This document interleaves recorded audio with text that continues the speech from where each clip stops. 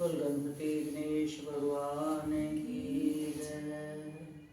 जगदियाँ जोतां वाली माता तेरी सदा, उमापति महादेव की जय।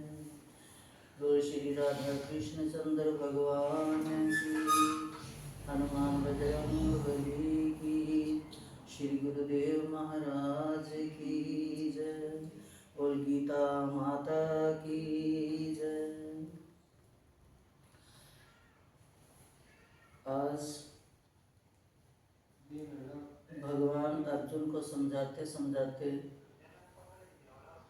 उन्होंने जब अपना विराट रूप दिखाया, यहाँ तक कि भगवान को अपना रूप भी दिखाना पड़ा। रूप के दर्शन करते ही जो अर्जुन श्री कृष्ण भगवान को अपना मित्र सखा मान रहा था, उसके मन में प्रभु का भाव आया और जिज्ञासा पैदा हुई। तो उसके अंदर जब जिज्ञासा पैदा होती है तो भक्ति में अपने आप मन लगता है। तो अब श्री कृष्ण ये जो क्षणभंगुर विश्व रूप के साथ काल रूप जो देख रहा था, सब मुंह में आ रहे हैं। सब भक्षण करने वाले आप को जब डर गया, फिर उसने प्रार्थना की, चरणों में गिरा कि हे भगवान, ये विकराल रूप मेरे से नहीं देखा जा रहा, आप उसी रूप में आओ, चतुर्भुज में या द्विभुज में। मैं आपके वही दर्शन करना चाहता हूँ। मैं आपके इस सारे विशाल ब्रह्मांड में फैले हुए इस तेज तेजस्वी स्वरूप को नमस्कार करता हूँ। भगवान जो अपने भक्तों के हृदय में निवास करने वाले और अपने भक्तों को सदा साथ देने वाले, अपने भक्तों से प्रेम करने वाले भगवान जल्दी से फिर उसी रूप में आए और अर्जुन को उसी रूप में दर्शन दिया, जो सबसे सर्वोपरि है, जो आसान है, जिस रूप की हम लोग आसानी से पूजा कर सकते हैं। आज श्री कृष्ण भगवान 12वें अध्याय में अर्जुन को भक्ति का योग बताते हैं कि भक्ति क्या है, भक्ति कैसे करनी चाहिए, अगर भक्ति हमें प्राप्त होती है तो इसे टिकाना कैसे है, उसकी रक्षा कैसे करनी है। आज का जो अध्याय है अर्जुन से शुरू होता है, क्योंकि कल उसने जब रूप देखा था उसके मन में प्रश्न उठा। आज फिर अर्जुन प्रश्न कर रहा है। अर्जुन वाच एवं सतत युक्त ये भक्तास्तां पर्युपासते ये चापेक्षरं व्यक्तं तेषां के योगवित्तमः। अर्जुन ने पूछा, जो आपकी सेवा में सदैव तत्पर रहते हैं या जो अव्यक्त निर्विशेष ब्रह्म की पूजा करते हैं, इन दोनों में से किसे अधिक पूर्ण सिद्ध माना जाए। पहले अर्जुन ने वही दो रस्तों में उलझा हुआ था, श्री कृष्ण भगवान से ये पूछ रहा था कि हे केशव, मुझे बताओ, ज्ञान मार्ग कर्म मार्ग दोनों में से कौन सही है, मैं उस रास्ते पर चलूं। आज फिर वही दो रस्तों में उलझा हुआ अर्जुन आज फिर वही प्रश्न करता है कि हे प्रभु, मुझे बताओ कि ब्रह्म की पूजा या निर्विशेष की पूजा, इन दोनों में क्या है, कौन सी सही है, जो मेरा टाइम खराब ना हो, मैं उसी को करूं और उसी रास्ते पर चलूं। भगवान कितना सुंदर जवाब देते हैं अर्जुन को। श्री भगवानो वाच मया वेशे मनो ये मां नित्य युक्ता उपासते श्रद्धा पर्योपेतास्ते मे युक्त तमहा। श्री भगवान ने कहा कि जो लोग अपने मन को मेरे साकार रूप जैसे ये हम देख रहे हैं, अपने मेरे साकार रूप में एकाग्र करते हैं और अत्यंत श्रद्धा पूर्वक मेरी पूजा करने में सदैव लगे रहते हैं, वे मेरे द्वारा परम सिद्ध माने जाते हैं। वे ही सिद्ध योगी हैं, वो ही मेरे भक्त हैं।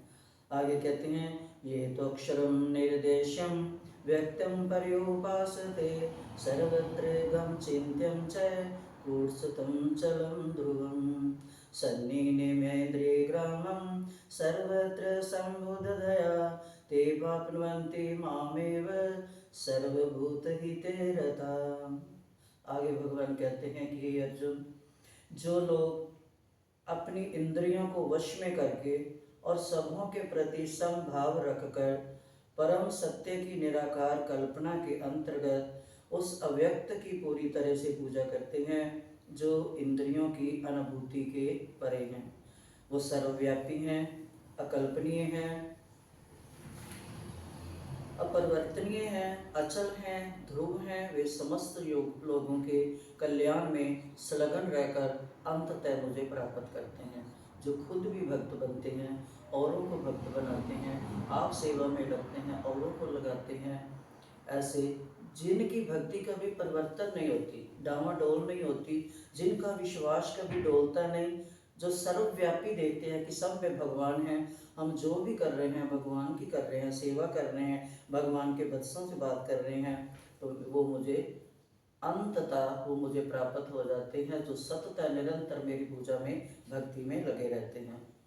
आगे कहते हैं, हे अर्जुन, कलेशो श्री भगवानोवाच कलेशो अधिकतरस्तेषां व्यक्त आसक्त चेतसाम् अव्यक्ता हि गतिर्दुःखं देवधी भरवाप्यते।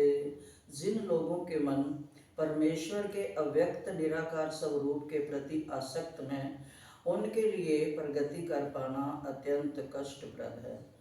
क्योंकि हम कितनी सुंदर पूजा कर लेते हैं, जब विग्रह सामने हो, अच्छा विग्रह भगवान का सामने हो, हाथ दिख रहे हैं, पैर दिख रहे हैं, मुंह दिख रहा है, सिर दिख रहा है, मुकुट पहना सकते हैं, भोग लगा सकते हैं, हाथों में कंगन पहना सकते हैं, माँ के हाथ में चूड़ियाँ, माँ की बिंदियाँ, हम उनकी पूजा कर सकते हैं। ऐसा का जो निराकार रूप, उसको पता ही रूप क्या है, हम कहाँ पूजा कर रहे हैं। तो कहते वो उस निराकार की, ब्रह्मवादियों की निराकार की पूजा करना बहुत कठिन है।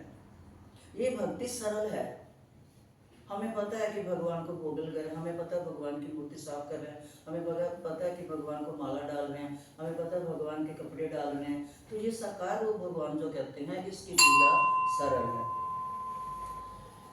आगे कहते हैं, इनकी जो निराकार स्वरूप के प्रति आसक्त हैं, उनके लिए प्रगति कर पाना अत्यंत कष्टप्रद है। देहधारियों के लिए उस क्षेत्र में प्रगति कर पाना सदैव दुष्कर होता है।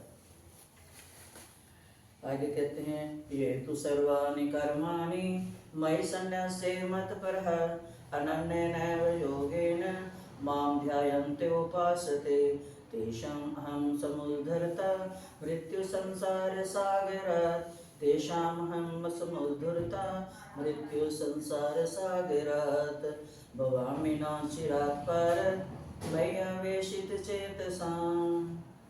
और कहते उससे भी सरल, तेरे को अर्जुन उससे भी सरल भक्ति बताता हूँ कि ना तो कर्म करना छूटता है, ना ही हम इतने उच्च कोटि के पद पर पहुँच चुके हैं कि हम कर्म ये अच्छे कर्म कर सके। हमारे से जरूर कोई ना कोई गलती तो होगी, क्योंकि हम इंसान हैं, इंसान हमेशा गलतियों का पुतला है।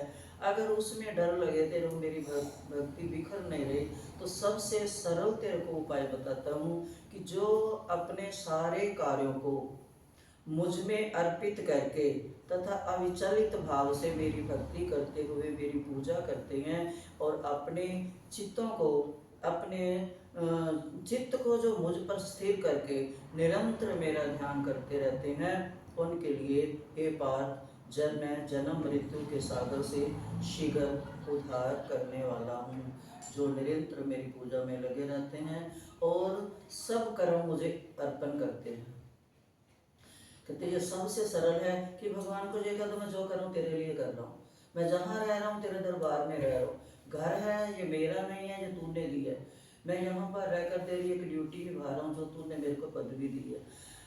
अगर हम भोजन बना रहे हैं तो भगवान ये शरीर भोजन जरूरी है, उसमें फंसना नहीं कि ये स्वाद नहीं बना, गाली गलोच नहीं करनी, ये कैसा बनाए, उसको प्रसाद समझकर हे प्रभु, हे ठाकुर, इस मशीनरी को चलाने के लिए जिससे हमने तेरी भक्ति करनी है, उसको चलाने के लिए थोड़ा हमें अंदर प्रसाद डालना है। स्वाद नहीं, सिर्फ हमने पेट की पूर्ति करनी है, तो वो भी कर्म जो है भगवान के अर्पण होगा। कहते जो भी करते हो ध्यान जप तप पाठ पूजा जो भी सब मेरे अर्पण करो और मैं जन्म मृत्यु के सागर से शीघ्र उद्धार करने वाला हूँ इस सरल भक्ति से। आगे कहते हैं मयि एव मन आदत सब मयि बुद्धि धम निवेश्य निवश्यसि मयि एव उद्धव न संशय। मुझ भगवान में अपने चित्त को स्थिर करो और अपनी सारी बुद्धि मुझ में लगाओ। ये नहीं कि जो अच्छा काम हो गया वो अपने तरफ ले लेना कि ये मैंने किया और जो बुरा हुआ भगवान या तूने क्या करवा दिया। सारा कुछ जो है मेरे पे अर्पण करो। अगर अच्छा बुरा जो भी है भगवान तू करा रहा, ये सब तेरे, हम तेरे चलाए चल रहे हैं, तेरे कराए कर रहे हैं, तेरा दिया खा रहे हैं, तेरे बनाए हुए हम घर भगवान मंदिर जो हमारे को बना के दिया उसमें रह रहे हैं, तेरे ही जो दिए हुए बच्चों की हम सेवा कर रहे हैं, तेरे भक्तों के साथ बातचीत कर रहे हैं, तेरे गुणगान कर रहे हैं, जो भी है तेरा है। सारी बुद्धि मुझ में लगा, ना कि आदि आदि अपने में रखे और आदि मुझ में लगाए। सारी बुद्धि मुझ में लगाओ। इस प्रकार तुम निस्संदेह मुझसे सदैव वास करोगे, तुम मेरे ही धाम में वास करोगे।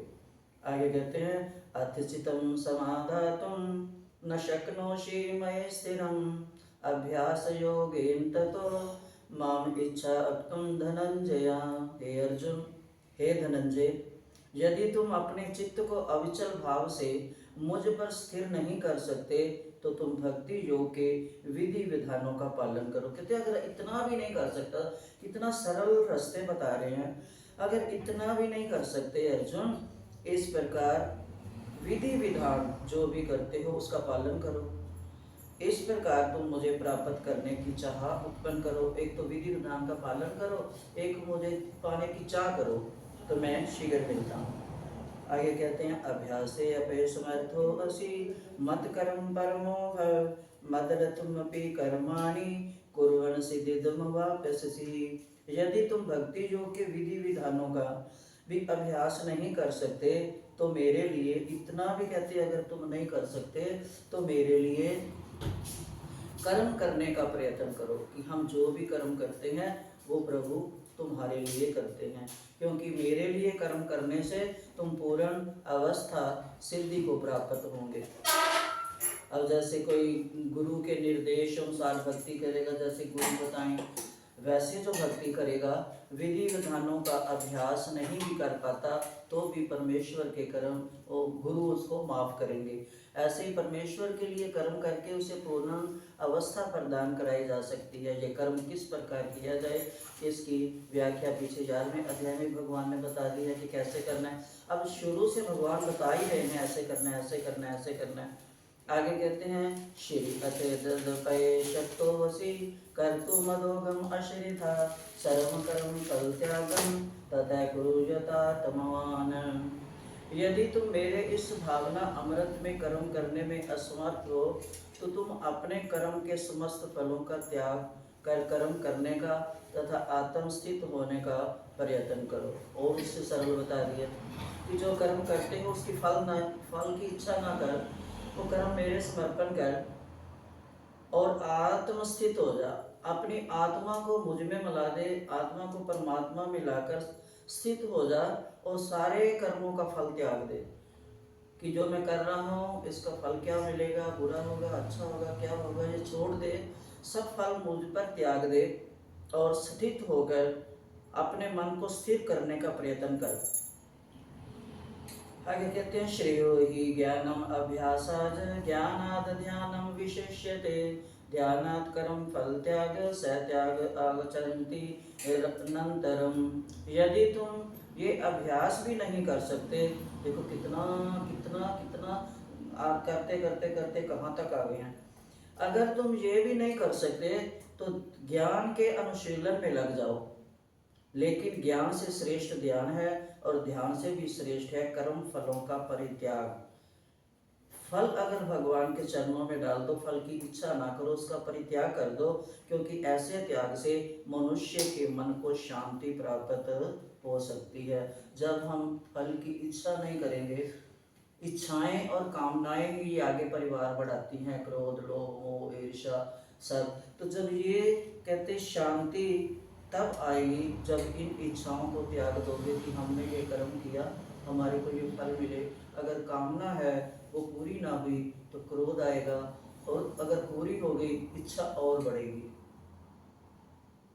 दोनों है ना, ना पूरी हुई तो क्रोध, अगर पूरी होगी तो तब भी लालच आएगा, और मांग होगी कि प्रभु ये दिया है अब और दे। जैसे घर मांगा, घर मिल गया, फिर इसमें सोफा दे, फिर इसमें टीवी भी लगाएंगे, फिर इसकी डेकोरेशन करेंगे, बढ़ती गई कामना। अगर बच्चे ने 10वीं में पेपर में पास, प्रार्थना की, पास हो गया, आगे फिर प्रार्थना आगे फिर बढ़ती जाएगी। अगर किसी की नौकरी गया है तो फिर उसको अगली पदवी की होगी कि मेरे को और प्रमोशन हो, और हर एक इच्छा तो बढ़ती जाएगी, कामना तो बढ़ती जाएगी। अगर जरूरत के लिए कि प्रभु तूने ठीक है मेरे को ये नौकरी दी है, मेरा गुजारा चल रहा है, उसमें संतोष है तो शांति है। अगर उसमें कामना उत्पन्न हो रही है तो अशांति है, क्योंकि वो कामना पूर्ण नहीं होगी तो मन उचाट रहेगा, है ना। तो वो भगवान कहते हैं शांति प्राप्त तभी हो सकती है अगर हम अपनी इच्छाओं का, कामनाओं का त्याग करेंगे, और कामना के फल जो है कर्म का वो भगवान के ऊपर छोड़ देंगे। बहुत समझा रहे हैं अर्जुन को श्री कृष्ण भगवान।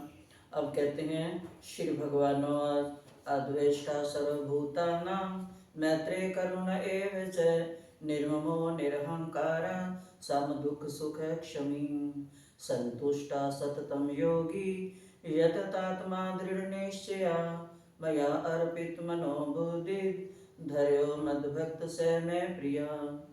जो किसी से द्वेष नहीं करता है अर्जुन, जो सभी जीवों का दयालु मित्र है, जो अपने को स्वामी नहीं मानता और मिथ्या अहंकार से मुक्त है, जो सुख दुख में समभाव रहता है, सहिष्णु है, जो सब कुछ सह लेता है, सदैव आत्म तुष्ट रहता है, आत्म संयमी रहता है, और जो निश्चय के साथ मुझ में मन तथा बुद्धि को स्थिर करके भक्ति में लगा रहता है, ऐसा भक्त मुझे अत्यंत प्रिय है। प्रिय, अत्यंत प्रिय है। आगे कहते हैं यस्मानो द्विजते लोको लोकानो द्विजते च हर्षमर्ष भयोद्वेगर मुक्तो यस च मैं प्रिया। जिससे किसी को कष्ट नहीं पहुंचता, जैसे मीरा चलती थी कि मेरे पैर के नीचे चींटी भी ना आए, पहुंचता, तथा जो अन्य किसी के द्वारा विचलित नहीं किया जाता, जो सुख दुख में, भय तथा चिंता में समभाव रहता है, वह मुझे अत्यंत प्रिय है। इस श्लोक में भगवान कितना सुंदर बताते हैं, ऐसे सुख भी आएगा तो ना, भजन भी है, सुख में फूलो नहीं दुख में रोवो नहीं, है ना। तो कितना कि जो सम रहता है, ना डरता है, ना भय करता है, ना चिंता करता है, जो होगा हरी अच्छा निकलता है। जो एक बार प्रभु के रास्ते पर चल पड़ता है, प्रभु को अपना मान लेता है, तो निकलेगा मुख से, जरूर निकलेगा, जो करेगा ठाकुर ठीक करेगा। हमारे से कुछ बनता तो यानी फालतू की चिंता क्यों करे, निकलेगा ना, अपने आप अंदर से निकलेगा कि जो करेगा प्रभु ठीक करेगा। भय भी नहीं रहेगा, किस बात का डर, वो करेगा ना, है ना हमारे सिर पर, भय भी खत्म होगा। वो सुख होगा तो बोलेगा प्रभु ये तूने दिया है, अब इतनी कृपा करना कि इस सुख में मैं उलझ ना जाऊं। अगर दुख आएगा तब भी भगवान की प्रार्थना करेगा कि हे भगवान ये दुख भी मेरी ही अपने कर्मों के कारण आया, तेरा इसमें कोई दोष नहीं, पर इतनी कृपा करना कि इस दुख में भी मैं तुझे छोड़ ना दूं, इस दुख में भी मैं तुझे साथ रखूंगा। तो जैसे ऐसे ऐसे भाव आएंगे तो भगवान कहते हैं अर्जुन, जो इन भावों में डूबा रहता है, सुख दुख में, हानि लाभ भय चिंता में सम रहता है, वो मुझे अत्यंत प्रिय है। आगे कहते हैं श्री भगवान आज अनपेक्षा शुचिर्दक्षा उदासीनो गतव्यथा सर्वारं परित्यागी यो मद्भक्ता स मैं प्रिया। कि हे अर्जुन, ऐसा मेरा जो भक्त है, सामान्य कार्यकलापों पर आश्रित नहीं है, जो शुद्ध है, जो दक्ष है, जो चिंता रहित है, जो समस्त कष्टों से रहित है और किसी फल के लिए प्रयत्नशील नहीं रहता, मुझे अतिशय प्रिय है। बार बार यही कह रहे हैं कि फल को त्यागो, इच्छाओं को त्यागो। आगे कहते हैं जो यो न हरिष्यति न द्वेष्टि न शोचति न कांक्षति शुभाशुभ परित्यागी भक्तिमान से मैं प्रिया।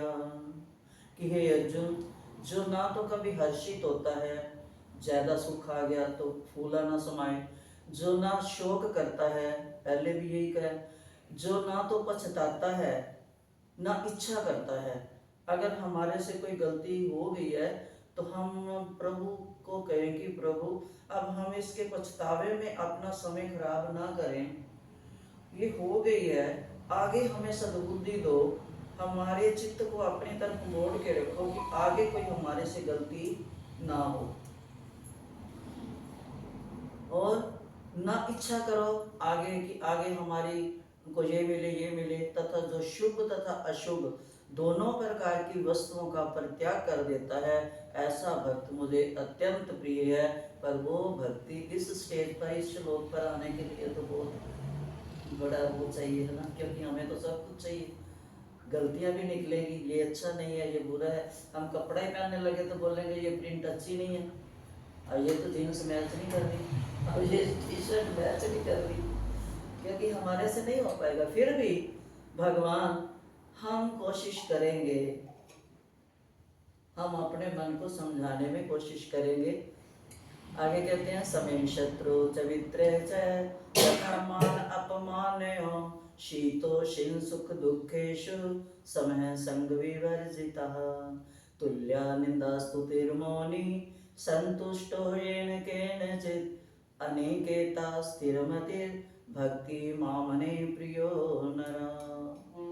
आगे कहते हैं जो मित्रों और शत्रुओं के लिए समान है, जो मान तथा अपमान, शीत तथा गर्मी, सुख तथा दुख, यश तथा अपयश में समभाव रखता है, जो दूषित संगति से सदैव मुक्त रहता है, जो सज्जनों का संग करता है, जो दुष्टों के संग को त्याग देता है, जो भक्तों का संग करता है, वैष्णवों का संग करता है, गुरुजनों का संग करता है, जो सदैव मौन रहने की कोशिश करता है, किसी भी वस्तु में संतुष्ट रहता है जो भगवान ने दिया है उसी में संतुष्ट है, जो किसी प्रकार की घर बार की परवाह नहीं करता, जो ज्ञान में दृढ़ है, जो भक्ति में संलग्न है, ऐसा पुरुष मुझे अत्यंत प्रिय है।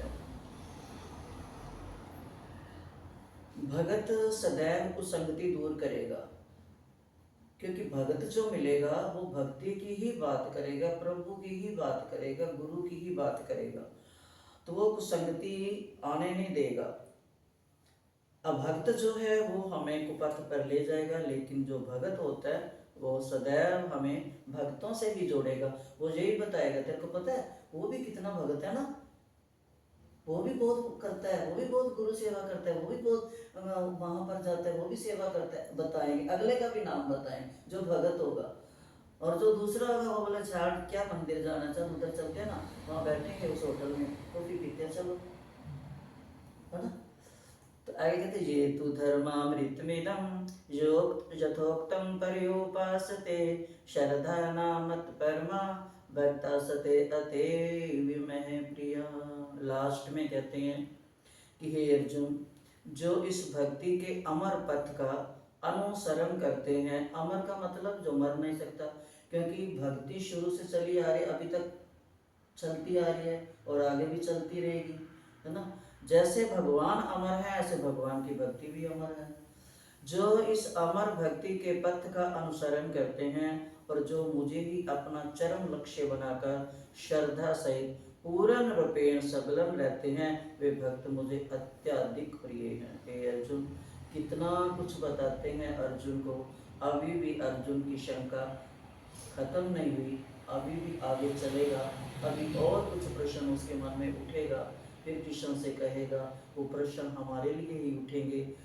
उस शायद अर्जुन को ये उसने बहुत कृपा की है कि कलयुग में जो महाभारत होगी उसमें कैसे निकलेंगे, अर्जुन ने हमारे लिए प्रश्न किए हैं कि फायदा उठाएंगे।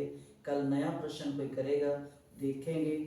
वसुदेव सुतं देवं कंस चाणूरमर्दनम देवकी परमानंदम कृष्णं वंदे जगद्गुरु। बोल गीता माता की जय। भक्ति महारानी की जय। इस भक्ति का भी भागवत में है कि भक्ति क्या थी, कैसे मिली। भक्ति महारानी कर्नाटका में, दक्षिण में अभी भी है भक्ति। पूरी संस्कारित भक्ति कहाँ है? दक्षिण में। अभी भी उनके माथे पर तिलक, धोती, कुर्ता, उसी से पूजा करेंगे। औरतें भी साड़ी में पूजा करेंगे, मतलब उन्होंने संभाली हुई है। वहां पर पैदा हुई थी, आगे चलती चलती आई, जो बूढ़ी होगी ये गुजरात में थोड़ा बड़ी। जब गुजरात में भक्ति नरसी पैदा हुआ, पहले खत्म हो चुकी थी, फिर नरसी पैदा हुआ, फिर भक्ति पैदा हुई, है ना। तो भक्ति देवी थोड़ा गुजरात में बढ़ी। अभी भी गुजराती ज्यादा कथावाचक है। गुजरात में बढ़ी, आगे आई तो बूढ़ी हो गई। अब बूढ़ी हुई तो बच्चे जो थे उसके, भक्ति के दो बेटे हैं, ज्ञान और वैराग्य। जब भक्ति आती है तो अपने आप ज्ञान भी आएगा, अपने आप वैराग्य भी आएगा। यही गीता सिखाती है। गीता के 18 अध्याय हैं, 6 अध्याय वैराग्य, ज्ञान और बीच में भक्ति। तो बेटे जवान, बूढ़े और आप, बेटे बूढ़े और आप जवान। तो कहते भी ये क्या, मेरे बेटे बूढ़े हो गए हैं और होना तो ये चाहिए कि मैं बुजुर्ग हूँ, बच्चे जवान हो। तो ये उल्टा हो गया। सोच कर रही है, बच्चे पड़े हुए हैं ऐसे बेहोशी में, जैसे विचार कर रही है। इतने में नारद ऋषि भ्रमण करते करते निकलते जा रहे हैं। तो इसने सोचा ये ऋषि महात्मा जा रहे हैं। कहते हैं कि ऋषि महात्मा जो होते हैं, मुनि लोग होते हैं, इनके अंदर बहुत ज्ञान होता है। हो सकता है ये कोई मेरे प्रश्न का हल करेगी। ऐसा क्यों है कि मैं जवान, मेरे बच्चे बूढ़े। अब उसने महात्मा जी को पुकारा, महात्मा जी मेरी बात सुनो। नारद जी आए, बोले क्या है माता? बोलते मैं एक आपसे प्रश्न करना चाहती हूँ। बोलते करो। बोलते ऐसे है कि ये मेरे दोनों पुत्र हैं, ये ज्ञान और वैराग्य हैं, मैं भक्ति हूँ, और ये बूढ़े हैं। होना तो ये चाहिए कि मैं बूढ़ी हूँ, बच्चे जवान हो। अब मेरे को ये दुख है कि माँ के होते बच्चे बूढ़े हैं, चल नहीं पा रहे, शिथिल हो गए हैं। तो बोलते ठीक है। कहती आप कोई उपाय करो। रोई, चरणों में गिरी भक्ति महारानी। नारद जी ने बहुत खूब सारे, कभी सामवेद सुनाए, कभी अर्थवेद सुनाए, कभी यजुर्वेद सुनाए, कभी कोई पुराण सुनाए, कभी कोई पुराण सुनाए, कोई टस मस नहीं हो। गीता सुनाई, थोड़ा हिले, कोई टस मस नहीं हो। अब बोलते माता मैं तो हार गया, कोई असर नहीं हो रहा। गए भजमन नारायण नारायण करते हुए गए विष्णु लोक में। नारायण जी बोले क्या बात है? बोलते प्रभु मैं मातलोक में गया था, वहां पर एक बुजुर्ग माई बैठी है और उसके पास तो उसके बेटे हैं, वो बुजुर्ग हैं। वो मेरे को कहती है कि मेरे बच्चे जवान कर, तो मेरे से नहीं हुए। मैंने बहुत कुछ सुनाया। बोलते अच्छा। भगवान ने बोला ठीक है, उनको भागवत सुनाओ, भागवत की कथा सुनाओ, हो सकता है उसमें थोड़ा बदलाव आए। तो बोलते कौन? करते करते गंगा के किनारे पर, वहाँ पर भागवत करी। कहते वहाँ पर भागवत हो रही है, वहाँ पर गए नारद जी। तो कहते वहाँ पर जब गई, वृंदावन से चलकर भक्ति माता नाचती गाती हुई अपने बच्चों के साथ वहां पर पहुंच गई। भागवत के सुनने से भक्ति जवान होगी। भागवत मतलब भगवान की कथाएं। अब भागवत में क्या है? भगवान का विग्रह ही तो है। जैसे बोला गुरु मान्य ग्रंथ, ऐसे हमारे टीचर ने बोला था उर्दू को कि ये जो भागवत है, मैं इसमें समा रहा हूँ, मैं कहीं नहीं जा रहा हूँ, ये भागवत मेरा शरीर है, मेरी देह है। तो भक्ति जवान हुई। भक्ति को भी चाहिए कि भगत भक्त रस मिले, भक्ति परमात्मा की कथा मिले, तो भक्ति जवान हुई। तब से लगा कि भगवान की भक्ति करने वाला कभी बूढ़ा नहीं होगा। मन भले बूढ़ा, शरीर भले बूढ़ा हो, लेकिन मन बूढ़ा नहीं होगा। वो कहेगा नहीं। ये हरिदास जी थे, हरिदास स्वामी, जिन्होंने अपने बांके बिहारी प्रकट किए थे, जो बांके बिहारी का मंदिर है जहाँ पड़ता लगता है, इन्होंने ही प्रकट किए थे, इनकी भक्ति से प्रकट हुए थे। तो ये जब बुजुर्ग हो गए थे तो बहुत बुजुर्ग हो गए थे, लेकिन जब इनको उठा के चलते थे, जहाँ पर टोकरी में इनका जो सेवक था इनको टोकरी में बैठा लेता, बोलते चलो वहाँ कीर्तन हो रहा, लेके चलते। तो वहाँ पर जब कीर्तन हो रहा होता ना, हरे कृष्ण खूब मृदंग बज रहे, खूब नाच रहे हैं लोग, हरे कृष्ण कर रहे हैं, तो ये ऊपर सिर पे उठाई हुई टोकरी में उछल के नीचे और खूब नाचने लगते। वो सेवा करने वाला बोलता, जब कीर्तन खत्म होता शुद्ध बुद्ध खो देते, गिर जाते, जैसे नरसिंह भक्त गाते गाते गिर जाता था। तो वो टोकरी में उठा के फिर लेके आता है। एक दिन उसने बोल ही दिया, वैसे तो आप चल नहीं पाते, मेरे को दुखी करते हो, मेरे को उठा उठा के घूमना पड़ता है, कभी इधर कभी उधर, तो जब कीर्तन होता है वहां आप खूब उछलते हो। बोलते पगले, मैं थोड़ी उछलता हूँ, मैं थोड़ी कूदता हूँ, वो मेरे को उछलवाते, मैं क्या करूँ। उसका रस जो है वो मेरे को खींचता है, वो मेरे को खींच के पटकता है नीचे, मजा ले, आनंद ले। तो ये है कि मन कभी बूढ़ा नहीं होता। अगर हमारी इच्छा हो तो हमारे को परमात्मा शक्ति भी देगा, अपने दर पर बुलाएगा। भक्ति महारानी हमेशा तभी जवान रहती है जब हम हरि की कथा सुनेंगे, चाहे गीता सुनेंगे। श्रीमद् भगवत गीता, श्रीमद् भागवत कथा, दोनों में मद लगा हुआ है। उसमें भी मद है, रस है, इसमें भी रस है। अगर हम इस रस को पीते रहेंगे, जैसे दवाई खाकर हमें आराम आता है, ठीक होते हैं, तो ये जो औषधि, रस रूपी औषधि हम पिएंगे तो सदा जवान रहेंगे। भले ये शरीर बूढ़ा वो होता है, इससे क्या लेना हमने, ये तो यही छूटेगा, आज नहीं तो कल। तो हम उसको, उसके साथ जोड़ने वाली जो अंतरात्मा है, उसको भक्ति में रंगे। भक्ति में तभी रंगी जाएगी जब हम श्रीमद् भागवत या श्रीमद् गीता को, भक्ति को सुनेंगे, तो भक्ति पुष्ट होगी, भक्ति जवान होगी। बोल भक्ति महारानी की जय, बोल गीता माता की जय। हो गया टाइम? एक भजन गाओ।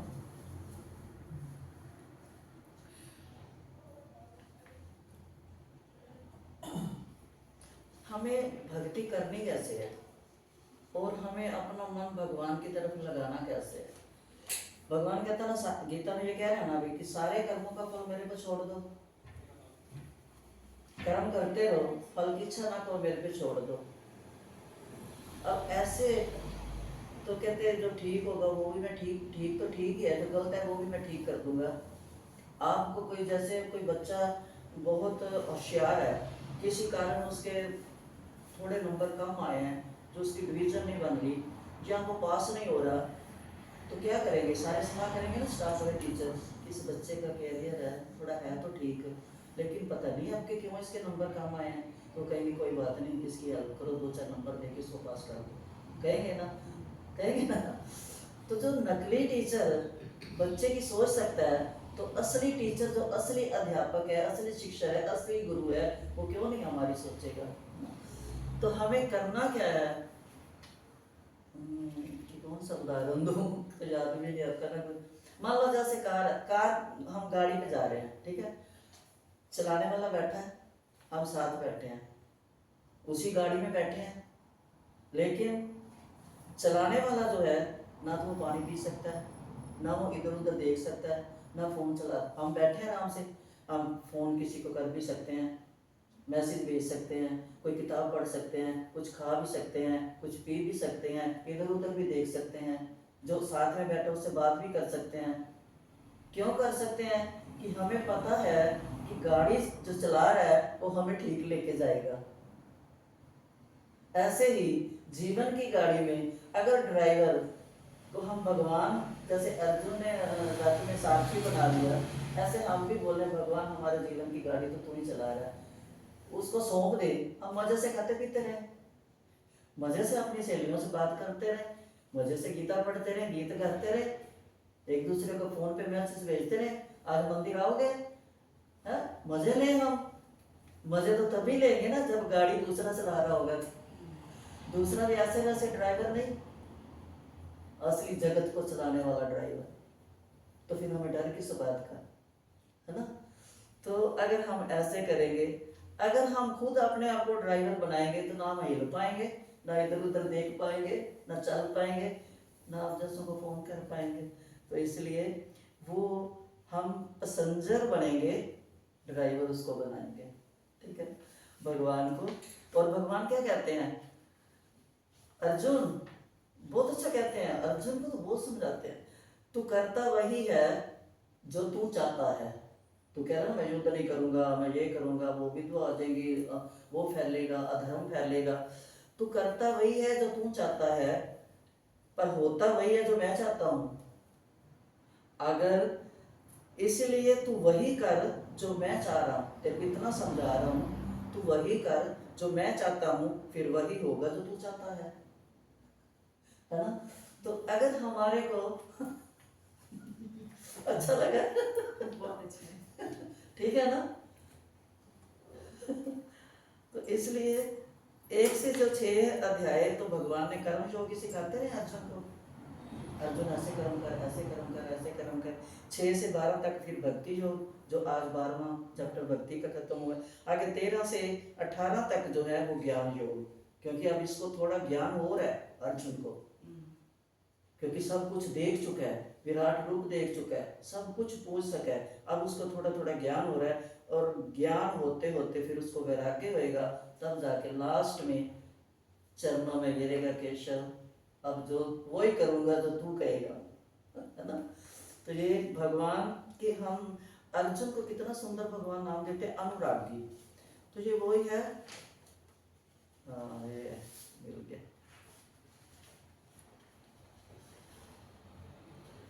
प्रणाम करना घर से सीखता है बच्चे को, शुरू से हम कहते हैं ना, देखो ये अंकल आए हैं प्रणाम करो, आंटी आई है प्रणाम करो। अगर घर से नहीं सीखेगा तो मंदिर में उसके कितने मर्जी तरले कर लो बेटा, मंदिर में मूर्ति के आगे प्रणाम करो, मुंह करेगा, क्योंकि उसने कुछ सीखा ही नहीं। तो कहते हैं, भगवान कहते हैं अगर पिता के चरणों में कोई प्रणाम करता है ना, भगवान कहते हैं जो पिता के चरणों में प्रणाम करता है वो कभी गरीब नहीं हो सकता, जो पिता के चरणों को छूता है, क्योंकि पिता ब्रह्मा है। पिता को पदवी ब्रह्मा की दी। ब्रह्मा कौन है, सृष्टि को रचाने वाला, बनाने वाला। और जो माता के चरणों में प्रणाम करता है वो बदनसीब कभी नहीं हो सकता। और जो भाई के चरणों में प्रणाम करता है, सुबह उठकर भाई भाई आपस में मिलते हैं, कभी गमकीन नहीं हो सकता। क्यों कि थोड़ा दुख होगा, भाई भाई बांटेंगे, दुख बंटेगा, कोई सलाह मिलेगी, कोई प्रश्न, कोई मुश्किल है उसकी हल होगी। और जो बहन के चरणों में प्रणाम करता है वो कभी चरित्रहीन नहीं हो सकता। बहन कभी नहीं चाहेगी कि मेरा भाई का भविष्य बिगड़े, है ना। जो बहन के चरणों में प्रणाम करता है वो कभी चरित्रहीन नहीं हो सकता। और कहते हैं अर्जुन याद रख, जो गुरु के चरणों में प्रणाम करता है, सब कुछ छोड़कर गुरु का कर, भगवान ये गुरु के वो करने पर, अवज्ञा करने पर, देखो तोते का जन्म पाया, गीता में आता है। भगवान कहते हैं गुरु का अपमान कभी नहीं करना चाहिए। तो कहते हैं जो गुरु के चरणों में प्रणाम करता है उस जैसा कोई खुश नसीब नहीं होता। प्रणाम का भी तो जो भगवान के चरणों में प्रणाम करेगा तो वो बदनसीब भी नहीं हो सकता, चरित्रहीन भी नहीं हो सकता, वो गमगीन भी नहीं हो सकता, है ना, वो कुछ भी नहीं हो सकता, क्योंकि वो तो विश्व के रचयिता कृष्ण बंदे जगत गुरु के चरणों में झुका हुआ है। तू ही दाता, तू ही माता, तू ही पिता, तू ही भाई, तू ही बहन, है ना, सब कुछ वो ही है। तो बस यही बोले ना, जीवन दाता तू ही है, समदर्शी भगवान, है ना। तो ये राम, जब रावण मर रहा था, रावण ने क्या कहा था राम जी को, यही तो कहा था ना, राम मैं तेरे से बहुत बड़ा हूँ, उम्र में भी, वैभव में भी। आज इस समय तू बनवासी है, तेरे पास कुछ नहीं है, मेरे पास सब कुछ है। सेना थी, तेरे पास कुछ नहीं था। फिर भी तू जीत गया। तो रावण ने बहुत अच्छी बात कही थी, राम तू जीता है तो अपने भाई की वजह से, मैं हारा हूं तो अपने भाई की वजह से, क्योंकि मेरा भाई मेरे साथ नहीं है। कितनी सुंदर शिक्षा दे के गया रावण कि भाई जो है कभी भी अपने भाई की पीठ पर बुराई की थाप नहीं लगने देगा। यही हम समझते नहीं आजकल। चाहे कितना भी बुरा होगा, कहते ना वो भजन भी है ना, भाई चाहे कितना बैरी हो फिर भी उसको दिल का भेद बताना ही चाहिए। नारी चाहे कितनी प्यारी हो उसको दिल का भेद बताना नहीं चाहिए। भगवान ने कुछ जो बनाया हुआ है कुछ सोच के बनाया, कोई पत्नी बुरी तो नहीं होती। अब वही आदमी पत्नी के साथ कितना, अब सुबह जब निकलता है आदमी घर से कमाने के लिए, उसके दिल में क्या होता है कि यहाँ से भी कुछ मुझे प्राप्त हो, यहाँ से भी मुझे कुछ प्राप्त हो। प्राप्त करने की, लेने की भावना सारा दिन रहती है कि यहाँ से भी कमा लूँ, यहाँ से भी ले लूँ, यहाँ से बचा लूँ। जब शाम को वही आदमी जो सारा दिन लेने में जुटा हुआ है, जब शाम को वो अपने घर में लौटता है तो क्या आता है उसके दिल में? पत्नी की याद, पत्नी का प्यार और बच्चों का प्यार, कि मैं घर जा रहा हूँ उनके लिए कुछ लेके जाऊँ। देने की भावना कहाँ आई? सारा दिन तो लेने में जुटा हुआ है, कैसे किसकी जेब में से निकालूं, ये भी हुनर। दुकानदारी चलानी भी एक हुनर है। ऐसे तो कोई नहीं फेंक जाता पैसे, लो भी तुम दुकान खोल के बैठे हो, लो 500 का नोट गले में डाल लो। उसके लिए भी कितनी मेहनत करनी पड़ती है, एक चीज बेचने के लिए उसको कितना समझाना पड़ता है, कितना उसको इधर उधर क्या दिखाना पड़ता है, ये देखो बड़ी वो है, उसमें देखो कितना चलाओ, कितना करना पड़ता है, कितनी मेहनत करता है लेने में। और शाम को कुछ भी नहीं मोल उसका, लेकिन देने में। क्यों? कि पत्नी के साथ उसका प्रेम है। इतना प्रेम होने के बाद भी भगवान ने क्यों कहा कि नारी को भेद मत बताओ? क्यों कहा? कुछ तो होगा ना, कुछ उसके मन में आया होगा ना, सृष्टि बनाने के टाइम भगवान के मन में कुछ तो आया होगा, तभी तो हुआ। तो ऐसे भगवान कहते हैं कि जो एक और एक मिल जाए, अगर अकेला है एक मिल जाए तो 2 हो जाए, और एक से एक मिले तो 11 हो जाए, संगठन होता है। और एक से मिलकर एक ही रहे तो प्यार होता है। जो एक रहते हैं मिलकर वो प्यार है, और एक मिलकर शून्य हो जाए तो वो अध्यात्म है।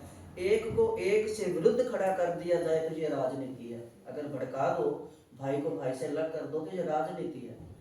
अगर एक को एक से मिलने ही ना दिया जाए, कि मिले ही ना भाई भाई आपस में, तो वो कूटनीति है। ये रावण समझा रहा है राम जी को कि राम तू जीता है अपने भाई की वजह से।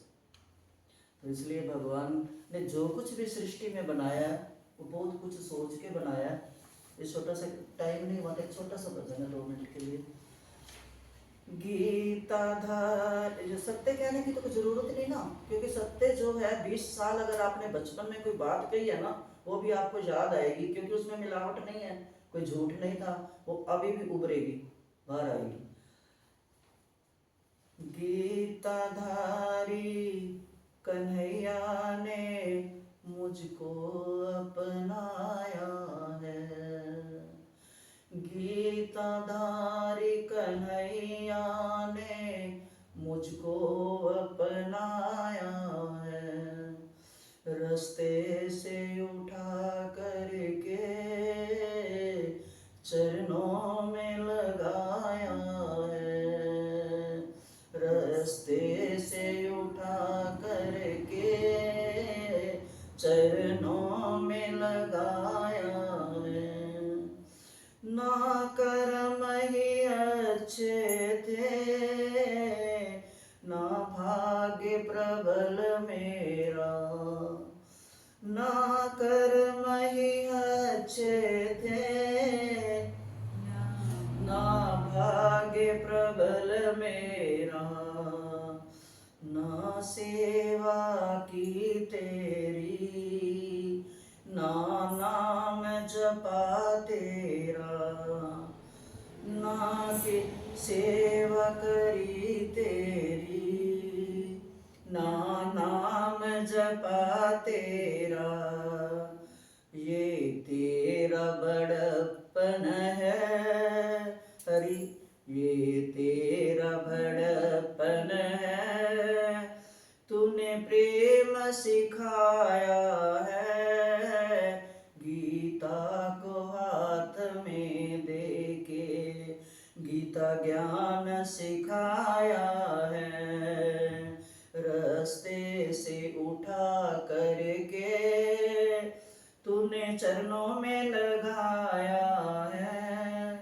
जो कुछ भी हूँ प्रभु बस तेरी मेहरबानी, जो कुछ भी हूँ मैं प्रभु हूँ तेरी ही मेहरबानी।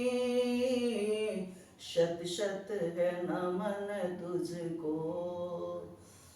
कभी कभी तो मेरे को लगता है कि कोई पता नहीं कौन सा पुण्य आया जो भगवान ने मेरे को गीता हाथ में दी है। शत शत है नमन तुमको, कहूँ गीता की वाणी। तूने ही दया करके जीवन महकाया है, रास्ते से उठा करके मंदिर में बिठाया है। अब अगर कुछ दिया है तो कहते ना, प्रभु रखना संभाल मेरी, ये मन न भटक जाए। प्रभु रखना संभाल मेरी, ये मन न भटक जाए। बस इतना ध्यान रहे, कोई दाग न लग जाए। बस इतना ध्यान रहे, कोई दाग न लग जाए। बदनाम न हो प्रभु जी, जो ये रंग चढ़ाया है, रास्ते से उठा करके चरणों में लगाया है। मुझे एहसास है प्रभु, एहसास है मुझको, तेरे चरणों में सुरक्षित हूँ। एहसान बहुत तेरे, भूले न कभी मुझको।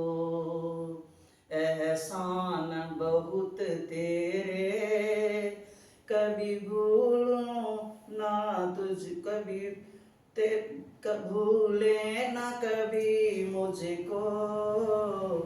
गीता का ज्ञान अमृत, गीता का ज्ञान अमृत, जो मुझे चखाया है।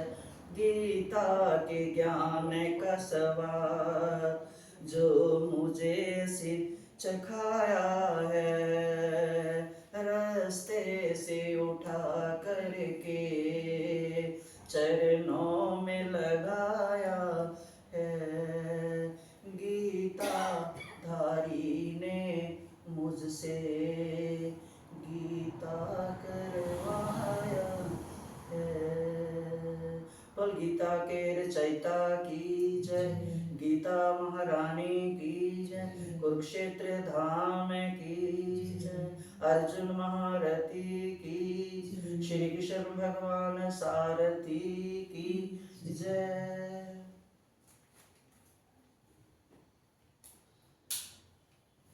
हरे कृष्ण कृष्ण कृष्ण हरे हरे, हरे राम राम राम हरे हरे। हरे कृष्ण कृष्ण कृष्ण हरे हरे, हरे राम राम राम हरे हरे। हरे कृष्ण कृष्ण कृष्ण हरे हरे, हरे राम राम राम हरे